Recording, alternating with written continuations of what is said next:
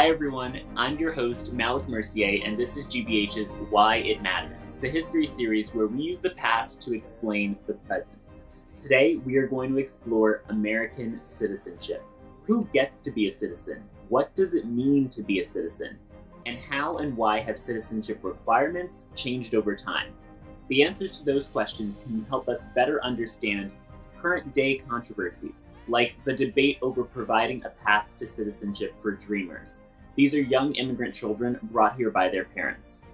Here to talk about the history of American citizenship and to help us connect the past to the present is Professor Mae Ngai. Hi, Professor Ngai, welcome to the show. Hi, Malick, it's great to be here.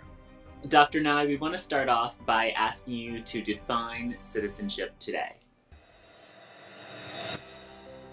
A citizen is someone born or naturalized in the United States.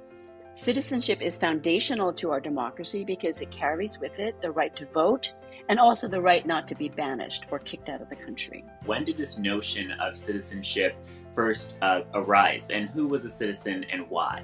The Constitution of 1789 said almost nothing about citizenship, but it was presumed that people born in the United States were citizens. Until the 1820s, the right to vote was limited to free white men who had property. The idea of citizenship as something being universal took place only after the Civil War. And so when and how did citizenship become enshrined into the Constitution? The 14th Amendment granted citizenship to African Americans, the former slaves, and created national citizenship as the primary status of citizenship. The 14th Amendment also provided for birthright citizenship, which makes it children of immigrants born in the United States automatically citizens. You mentioned how the 14th Amendment granted citizenship to African Americans who were formerly slaves, but it didn't extend citizenship to Asian Americans. Can you tell us when these groups were granted citizenship and how that happened? The 14th Amendment was meant to include the former slaves into the nation, but it deliberately omitted others, specifically Asians. The Chinese Exclusion Act specifically barred Chinese from naturalized citizenship.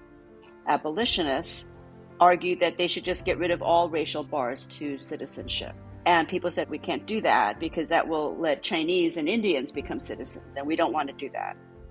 So it wasn't until 1898 that the Supreme Court ruled in Wong Kim Ark that Chinese born in the United States were citizens.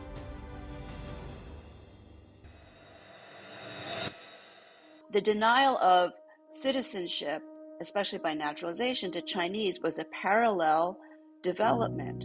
White supremacy in the South and white supremacy in the West, which is where most Chinese were living. And this is an alliance between the West and the South of reactionary forces, white supremacist forces that held sway for many, many decades. And in fact, if you look at the votes in the Congress on the Chinese Exclusion Act, it passes with this solid South and solid West, right, against the Chinese.